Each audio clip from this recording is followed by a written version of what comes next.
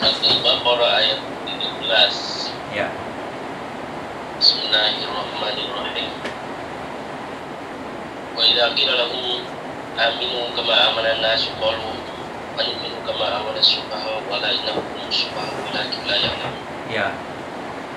Bila dikatakan kepada mereka, berimanlah kamu sebagaimana orang lain telah beriman, mereka menjawab, apakah kami akan beriman seperti orang-orang yang kurang akal itu beriman?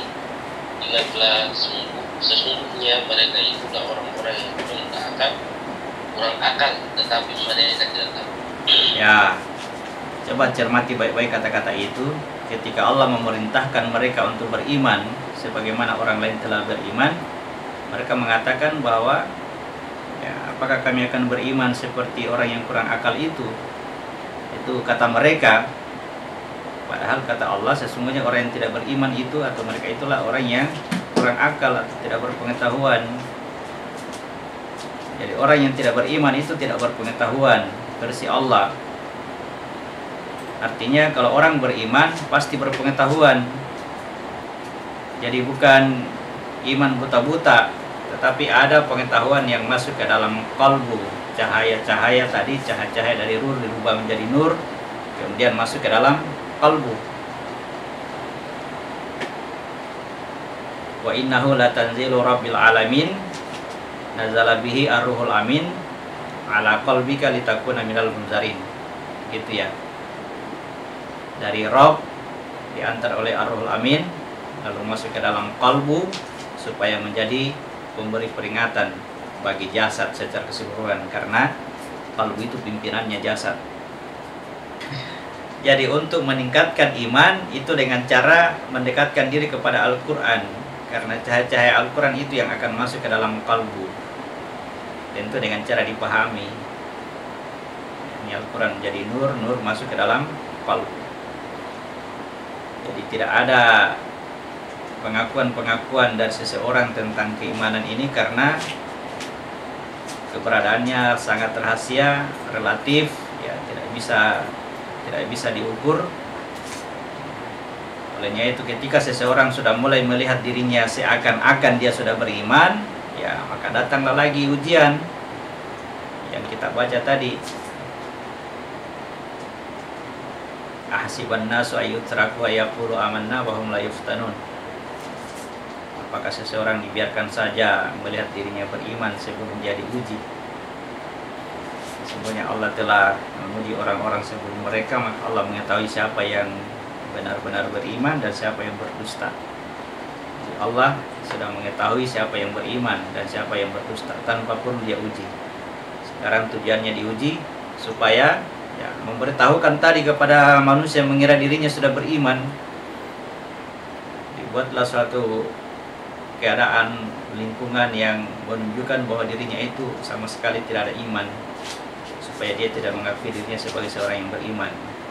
Lebih bagus dia tetap menuntut ilmu, belajar, membaca Al-Quran supaya imannya bertambah kuat.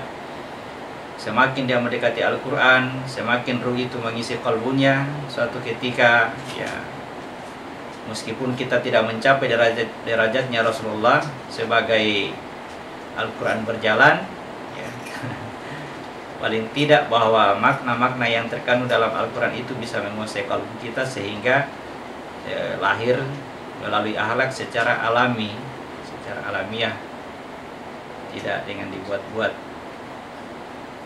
Demikian pula hubungannya dengan di surat Ali Imran ayat 7, kalimat yang mengatakan warasikhuna fil ilmi yaquluna amanna bih qulu min indi rabbina. Ya. Begitu ya Pak Sudirman. Warasikhuna fil ilmi yaquluna amanna bih qulu min indi rabbina. Wa may yasakar ila al-albab. Orang-orang yang mendalam ilmunya itu warasikhuna fil ilmi yaqulu, mereka mengatakan kami beriman kepada semuanya. Jadi kata beriman itu karena mereka mengetahuinya, bukan dia paksakan dirinya untuk beriman seperti yang kita rasakan selama ini.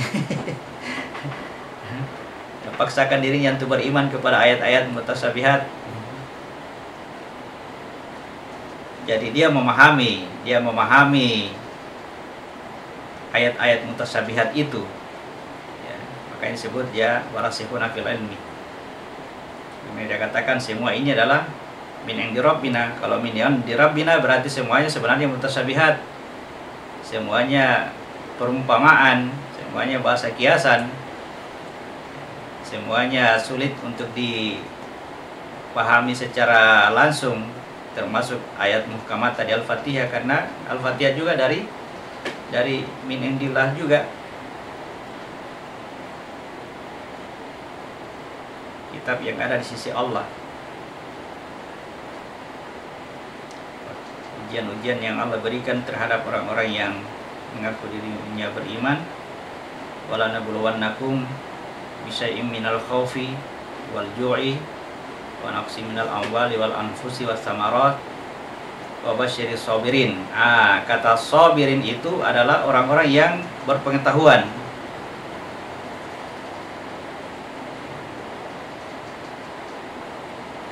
Kita bisa baca di surat ke-18 ayat 68. Bismillahirrahmanirrahim. Langsung ngerti Ustaz? Boleh. Dan bagaimana engkau akan dapat bersabar atas sesuatu sedangkan engkau belum mempunyai pengetahuan yang cukup tentang hal itu? Ya, itu menunjukkan bahwa untuk bisa mendapatkan sabar itu perlu pengetahuan. Jadi sabar itu didapatkan dari membaca kitab. Membaca kitab Al-Quran dalam hal ini berubah ruh menjadi nur lalu masuk ke dalam kalbu, itu akan menghasilkan kesabaran. Jadi kesabaran dengan iman itu identik. Ya, wabasyiris sabirin alladzina idza asabatuhum musibah, apabila ditimpa kepadanya musibah, dia mengatakan innalillahi wa inna ilaihi rajiun, semua datangnya dari Allah, mau yang baik mau yang buruk semua datangnya dari Allah, dan dia akan kembali kepadanya. Itu karena berpengetahuan, makanya dia sabarnya seperti itu. Kemudian sabar dan sholat akan menjadi penolong. Jadi membaca kitab menghasilkan sabar, mendirikan sholat menghasilkan sholat, lalu kemudian sabar dengan sholat itu yang akan menjadi penolong. Dan itu sangat berat kecuali orang-orang yang khusyuk. Jadi kata khusyuk di situ menjadikan sabar dan sholat sebagai penolong, itu berat. Yang khusyuk adalah yang yakin bahwa alladzina yadhununa annahum mulaqu rabbihim wa annahum ilaihi rajiun. Yaitu orang-orang yang yakin atau menyangka bahwa dia akan berjumpa dengan Tuhannya dan dia akan kembali kepadanya. Mana Ustaz dengan yang baca Al-Quran saja tapi tidak dipahaminya dalam bulan Ramadan ini? Dalam artian kan kalau dibaca saja tidak dipahami, ya harusnya lebih afdal kalau dibaca. Ya, jadi seharusnya tahu bahasanya. Seharusnya kita arahkan supaya mereka ya, berubah cara membacanya, berubah karena ya dibaca satu juz per hari atau dibaca satu halaman 3 ayat tetapi ya berusaha memahami artinya. intinya kan di situ membaca itu artinya berusaha memahami apa yang kita baca. Bagaimana sih kalau kita membaca bahasa Inggris tanpa kita pahami, yang penting membunyikannya tepat. Ya, kita tidak tahu jalan cerita yang kita baca ini apa. Sementara kita berhadapan dengan firman Tuhan yang notabene firman Tuhan itu adalah petunjuk yang sebenarnya. Itu yang mau diarahkan, bagaimana bisa mau dijadikan petunjuk sementara kita tidak mengerti apa yang dibahasakan di dalam Al-Quran itu. Sebenarnya itu yang harus dirubah. Rasulullah itu datang kepada bangsa Arab, ya. Rasulullah datang kepada bangsa Arab. Al-Quran diturunkan dalam bahasa Arab, tapi Rasulullah ditugaskan untuk membacakan Al-Quran. Jadi membacakan itu artinya membuat mereka paham dengan Al-Quran itu. Nah, hasil membaca Rasulullah itu diaplikasikan dalam bentuk ucapan, perbuatan, dan persetujuannya terhadap segala perbuatan yang beliau tidak lakukan. disebutlah sebagai hadis atau sunnah.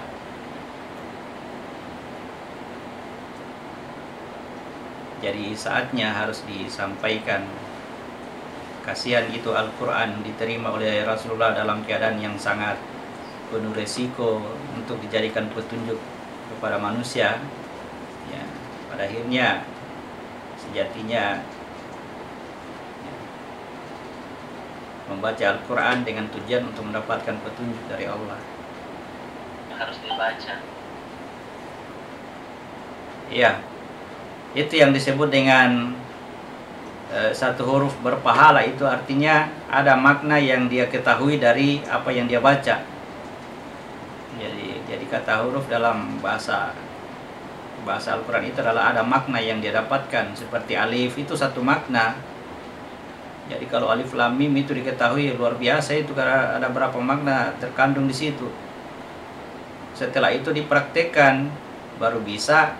Ya, yang tadi pengetahuan itu kalau hanya tersimpan di kepala juga tidak akan berguna.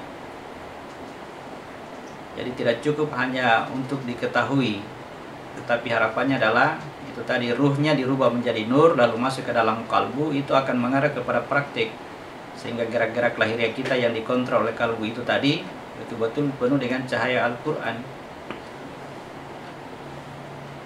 Ini sudah saatnya barangkali untuk dirubah, apa ya, harus dirubah ini cara kita membaca Al-Quran. Mungkin perlu disampaikan barangkali tadi karena kita menyinggung tentang jatuhnya Al-Quran kepada kalbu.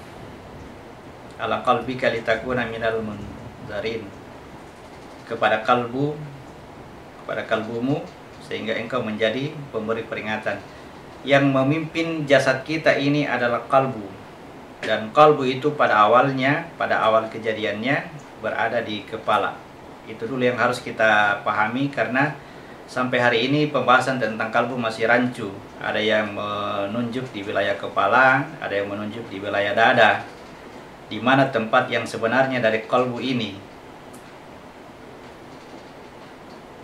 Oke, kita baca penciptaan manusia. Surat ke-23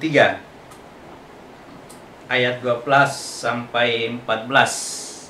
Surat. Dan sungguh kami telah menciptakan manusia dari saripati, asal dari tanah. Ya.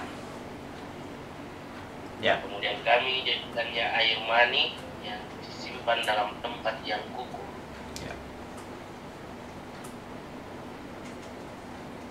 Kemudian air mani itu kami jadikan sesuatu yang melekat. Sesuatu yang melekat itu kami jadikan segumpal daging. Ya. Dan segumpal daging itu kami jadikan tulang belulang. Tulang belulang itu kami bungkus dengan daging. Kemudian kami menjadikan makhluk yang lain. Ya. Maha suci Allah, Cipta yang paling baik. Ya, jadi urutan-urutan penciptaan manusia kita ambil bahasa Arabnya. Walaqad khalaqnal insana min sulalatin min tin. Jadi sulalah, nomor 1 sulalah. Summa ja'alnahu nutfah. Nomor 2 nutfah. Summa ja'alna nutfata 'alaqah. Nomor 3 alaqah.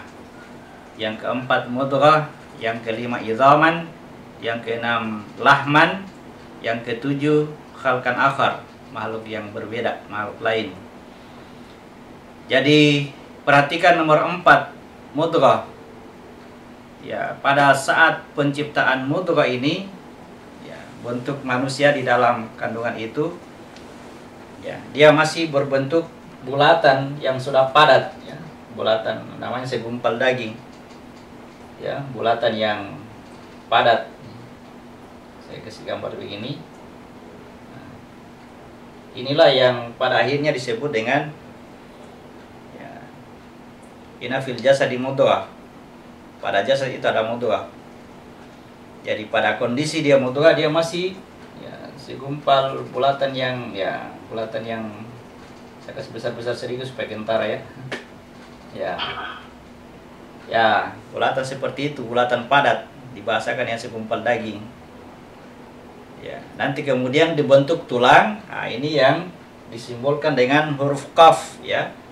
Bentukan tulangnya itu ya. Bisa lihat. Nah, itu yang disimbolkan dengan qaf. Surat ke-50 surat Qaf. Itu bercerita tentang qalbu, pembentukan qalbu. Ya.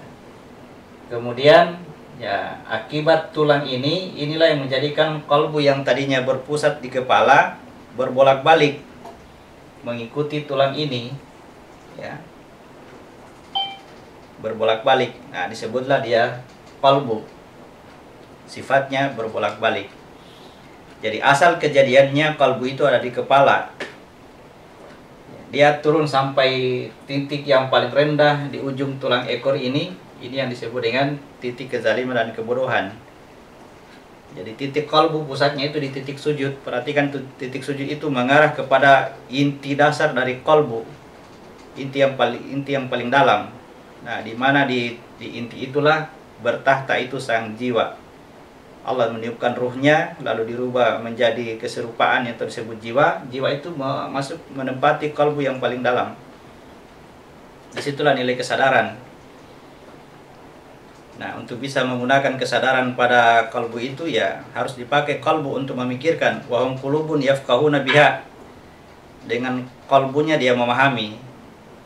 Jadi qalbu yang memahami itu tempatnya di kepala. Ya. Wa hum qulubun yaqiluna biha. Dengan qalbunya dia menggunakan akal, itu tempatnya di kepala. Qalbu itu masih posisi di kepala. Ketika qalbu ini turun ya, sampai di dada, al-qulubu fi sudur, itu buta. Dia tidak bisa memahami, tidak bisa menggunakan akal dengan kalau dia berada di dada.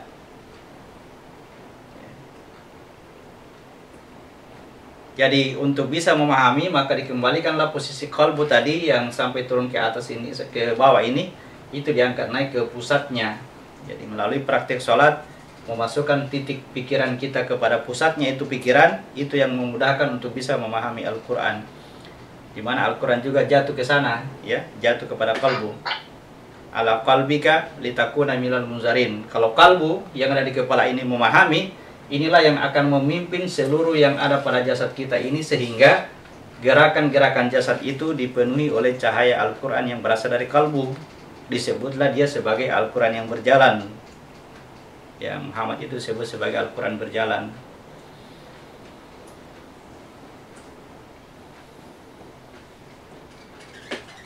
Jadi kalau dipertanyakan ulang di mana tempatnya qalbu, qalbu itu berbolak-balik.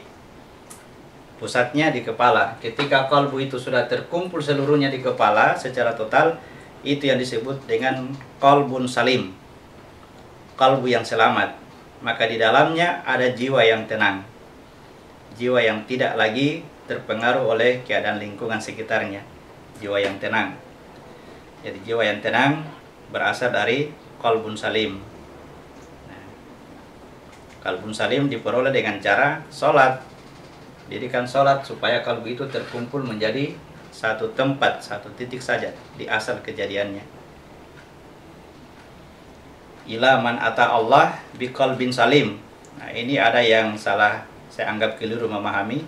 Datang kepada Allah dengan qalbun salim itu ya pada aplikasinya adalah bersikir. Ya, dia mengatakan bahwa yang sampai kepada Allah itu adalah qalbun berdasarkan kalimat ila man ata Allah biqalbin salim, kecuali yang datang kepada Allah dengan qalbun salim. Maksudnya adalah ya agama Ibrahim kita tempatkan qalbu itu pada asalnya. Ini agama Ibrahim adalah praktik jasad kita. Ya. Jadi kalau secara jasad qalbu itu sudah terkumpul di kepala, ya, lalu kita berdoa, Allahumma sholli ala Muhammad wa ala ali Muhammad kama sholaita ala Ibrahim wa ala ali Ibrahim. Jadi keselamatannya Muhammad tadi tergantung praktiknya di jasad kita. Yang disebut dengan Muhammad itu tadi adalah aku yang beralastu, atau jiwa kita yang sekarang berada dalam diri kita ini. Itu yang didoakan dengan standar keselamatannya Ibrahim. Itu yang disebut dengan ila biqalbin salim. Ila man ata Allah biqalbin salim. kecuali yang datang kepada Allah dengan cara praktikan agama Ibrahim. Bukan kalbu kita yang didatangkan kepada Allah, karena kalbu itu bentukan dari jasad, dan jasad tercipta dari tanah. Min solalatin min tin, summa ja'alnahu nutfah, kemudian dari nutfah jadi alaka, dari alaka terjadi mudghah. Ini semua dari tanah, ya. Dan ini akan hancur binasa. Jadi kata kalbun salim bukan kalbunya yang dibawa ke Allah, atau kalbun datang sampai kepada Allah, tidak. Dia diposisikan pada wilayah jasad kita, pada agama Ibrahim ini. Kalau agama Ibrahimnya tepat, dia dikembalikan ke atas ini, itu sebenarnya kalbun salim. Nah, kemudian siapa yang datang kepada Allah? Harus Muhammad. Karena yang dia berasal dari Allah itu adalah Muhammad. Rahasia, ya, bukan kalbu ini. Ya. Keselamatan Muhammad sangat tergantung praktik ini. Jadi kita diberi kemampuan untuk bisa berjalan di dalam wilayah diri kita sendiri.